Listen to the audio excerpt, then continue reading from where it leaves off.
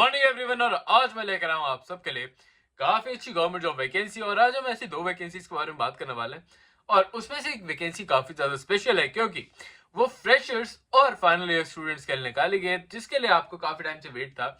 और काफी सारे कैंडिडेट्स मुझे डीएम भी कर रहे थे कि इस वैकेंसी से रिलेटेड कि मैं उनको एक ऐसी वैकेंसी बताऊं जो कि फ्रेशर्स से रिलेटेड हो या फिर फाइनल ईयर स्टूडेंट भी उसे भर पाए। तो आपका वेट अब खत्म हो गया और ये वैकेंसी मैं आपके लिए लेकर आ गया हूँ। तो ये एक ऐसी हिडन वैकेंसी है जिसके बारे में बहुत ही कम लोगों को पता होगा। पूरे इंटरनेट पे भी आपको इसके बारे में बहुत ही कम इन्फॉर्मेशन देखने को मिलेगी। तो मैं आज आपको ऐसी वैकेंसी के बारे में बताने जा रहा हूँ जिसमें आपको 90 पोस्ट निकाली गई है। ये अपने आप में काफी अच्छी वैकेंसी बन के आएगी। तो इसके बारे में बिल्कुल ध्यान से देखना, वीडियो को लास्ट में पूरा देख लेना क्योंकि इसमें सारे इंपॉर्टेंट पॉइंट्स के बारे में हम आज डिस्कस करने वाले हैं। तो आज हम ऐसी दो वैकेंसीज के बारे में बात करेंगे, बट उससे पहले हेलो, वेलकम और स्वागत है आप सबका मेरे एक नई वीडियो में जिसमें मैं लेकर आया हूं काफी अच्छी गवर्नमेंट जॉब वैकेंसी आप सब लोगों के लिए। तो पहले हम बात करेंगे हरियाणा पब्लिक सर्विस कमीशन में जो वैकेंसी निकाली गई उसके बारे में। और अदर देन दैट हम फिर बात करेंगे दूसरी वैकेंसी के बारे में जो कि फ्रेशर्स के लिए निकाली गई है। तो अगर हम इसके बारे में देखें तो यहाँ पे इन्होंने स्टार्टिंग में ही लिख दिया कि आप इसे कैसे भरोगे, क्या क्या क्राइटेरिया होने चाहिए, उन सारे रिलेटेड इन्फॉर्मेशन के बारे में। पर इसमें कुछ ऐसी वैकेंसीज अलग अलग डिपार्टमेंट निकाली गई हैं, तो मैं आप उसके बारे में थोड़ी क्लैरिफिकेशन दे देता हूँ सो दैट आपको उसके बारे में सारी इन्फॉर्मेशन पता चल जाए। आप देखोगे इसमें अलग अलग डिपार्टमेंट अलग अलग वैकेंसीज हैं। अगर आप नंबर 7 पे देखोगे तो मैनेजर इन लीगल डिपार्टमेंट में आपको वैकेंसी देखने को मिलेगी। ये लॉ की वैकेंसी होने वाली। इन टोटल 4 वैकेंसीज इसमें निकाली गई हैं। इसमें 2 जर्नल की वैकेंसीज निकाली गई और 1 एससी एंड 1 ओबीसी कैंडिडेट के लिए वैकेंसीज निकाली गई हैं।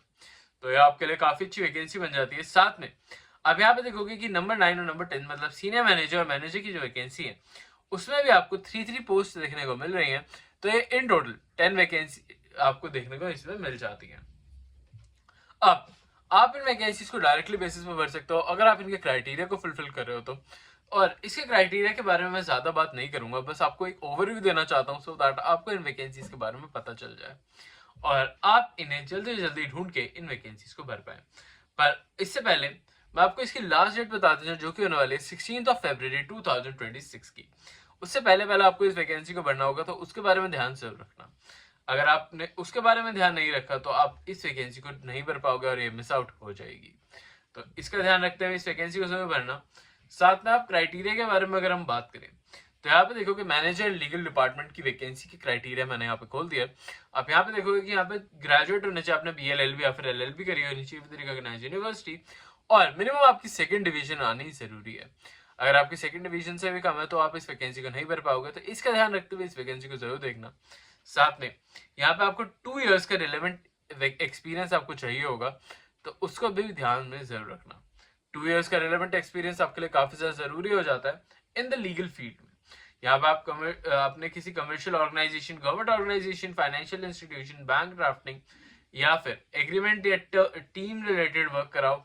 आपने किसी भी conditions, examinations of legal documentations या फिर लीगल केसेस रिलेटेड वर्क अगर आपने कर रखा है तो आपको यहाँ पे प्रेफरेंस देखने को मिलेगी। आप इस वैकेंसी को काफी अच्छे से भर के इसका एक पार्ट बन पाओगे।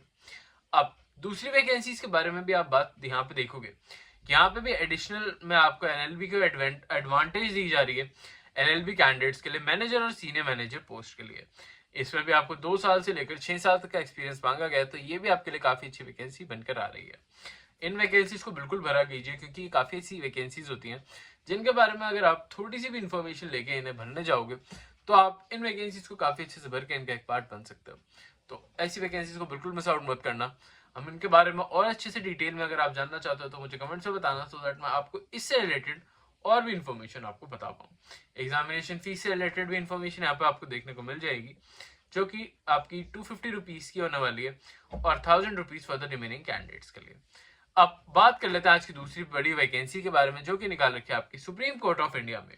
ये आपकी लॉ क्लर्क की वैकेंसी जो कि हर साल निकाली जाती है और इस बार भी आपको ये देखने को मिल रही है। पर इस बार इसमें कुछ चेंजेस करे गए हैं, मतलब कि इसमें पहले बार पोस्ट बढ़ाई गई है।